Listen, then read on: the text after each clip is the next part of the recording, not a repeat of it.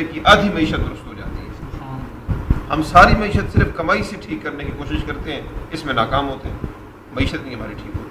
خرچ پر چونکہ نظر نہیں ہوتی، خرچ اندھا دھند ہوتا ہے، تو کمائی سے صرف معیشت درست نہیں ہو سکتی۔ حلال کمائی ہو اور خرچ کرنے کے اندر میانہ روی اختیار کرے، اللہ اور اس کے رسول صلی اللہ علیہ وسلم کے فرامین کو مد نظر رکھے۔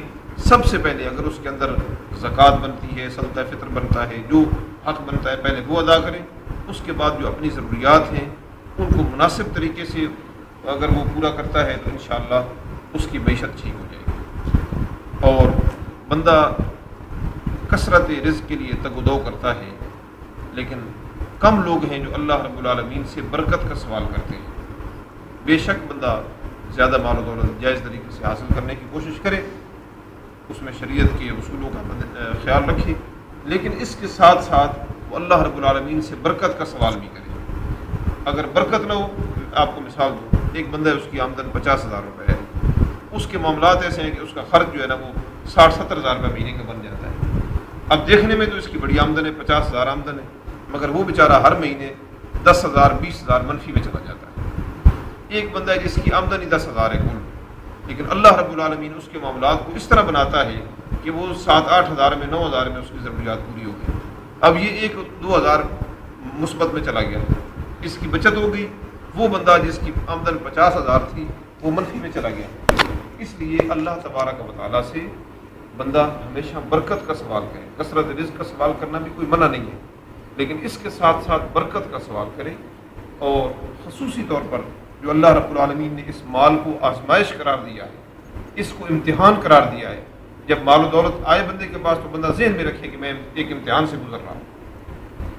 فَأَمَّا الْإِنسَانُ إِذَا مَا ابْتَلَاهُ رَبُّهُ، بہرحال انسان کو جب اس کا رب آزمائش میں ڈالتا ہے، جب اس کو ابتلا میں ڈالتا ہے، اس لیے جب مال و دولت پاس آئے تو یہ سمجھے کہ ایک آزمائش میرے پاس آ گئی ہے۔ اللہ رب العالمین کی مسلسل نظر ہے مجھ پر کہ میں اس کے دیے ہوئے مال کو کیسے خرچ کرتا ہوں۔ اس کی نافرمانی میں کبھی بھی خرچ نہ کرے، شریعت سے بغاوت میں کبھی بھی خرچ نہ کرے، اور غریب کا حق بنتا ہے وہ ادا کرے، مسکین کا حق بنتا ہے وہ ادا کرے۔ اپنے رشتہ داروں کے اندر کوئی غریب ہے اس کو دینا دوہرا ثواب ہے، دگنا ثواب ہے۔ اس کو ایک صلہ رحمی کا ثواب ملے گا اور دوسرا غریب کی مدد کا ثواب ملے گا۔ یعنی صلہ رحمی سے مراد رشتہ دار کے ساتھ جو حسن سلوک ہے، اس پر بھی اجر وہ بھی اس کو ملے گا، اور اس کے ساتھ جو غریب اور مسکین کی مدد کا جو اللہ نے ثواب مقرر کیا ہے وہ بھی اسے ملے گا۔ تو اس لیے مال و دولت پر بندے کو اترانے کی بجائے اس کو جو بندہ آزمائش سمجھے گا تو وہ تکبر کیسے کرے گا، وہ غریبوں کو حقیر کیسے سمجھے گا۔ جس نے جب مال و دولت ہاتھ میں آیا تو اس نے یہ سمجھا کہ میں ایک آزمائش میں آ گیا ہوں، میں ایک امتحان میں آ گیا ہوں، وہ کبھی بھی انشاءاللہ اس پر اترائے گا نہیں، کبھی اس پر تکبر نہیں کرے گا، کبھی اس کو خدا کی نافرمانی میں خرچ نہیں کرے گا، جس نے اس کو آزمائش سمجھ لیا۔ اسی طرح جو غربت ہے اگر وہ بندے کے پاس آ جاتی ہے، اس کو بھی اللہ کی طرف سے ایک آزمائش سمجھے۔ جب اللہ کی طرف سے ایک امتحان اور آزمائش سمجھے گا پھر خدا کی ناشکری نہیں کرے گا۔ اس کی وجہ سے وہ اللہ رب العالمین کے جو احکام ہیں ان کو پورا کرنے میں سستی نہیں کرے گا، وہ سمجھے گا کہ میں ایک آزمائش سے گزر رہا ہوں۔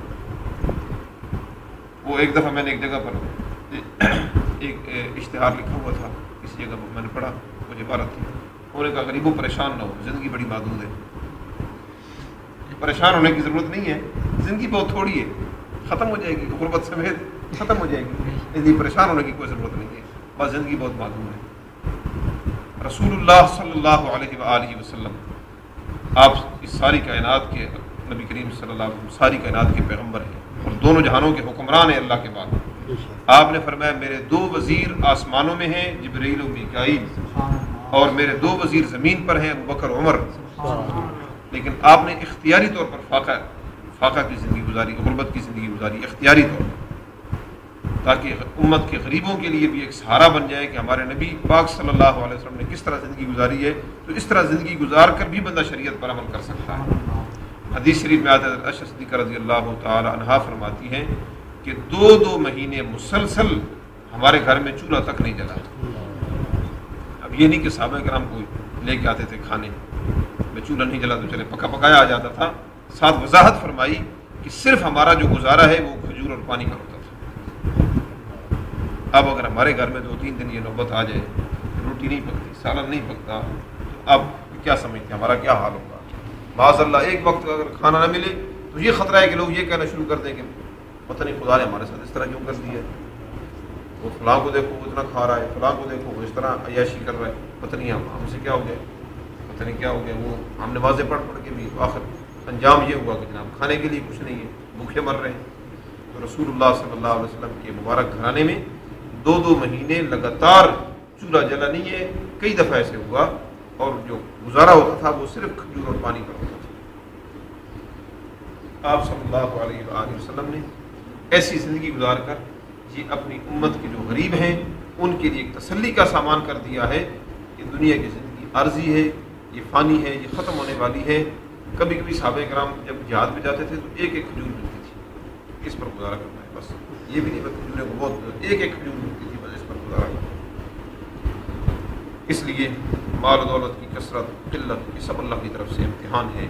بندے کو اللہ تبارک و تعالیٰ سے اس پر فضل مانگنا چاہیے، اس کی رحمت مانگنی چاہیے، اس کی برکت کا سوال کرنا چاہیے، اور ہمیشہ حق پر استقامت کا سوال کرنا چاہیے۔